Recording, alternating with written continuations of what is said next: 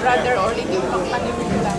Sabi niya, daw yung mga problema, tutok lang yan. Sabi niya, imagine yung universe niya, ginawa niya eh. Kaya yung problema, tutok lang yan. Kaya pag meron ako nakakamit na diba, yung utang ko ganito, ay naku, tutok lang yan, sabi ni brother. Tapos, dagdag ko pa yung sabi ni Pastor Nolan, thank you kay Pastor Nolan, sabi ni Pastor Nolan, temporary lang daw yung problema, diba?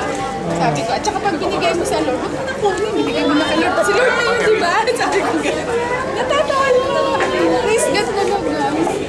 Kasi dati, nakaroon na ng horizon sa Cavite. oh, praise God, yun nga, ay, Pastor na sa kasi, ano talaga, Meron ng branch ng Ate Bing, magsisimula na ng horizon sa Cavite. kasi, Pastora Ano na. kaya Tisi? yun nga, sabi ko may purpose talaga.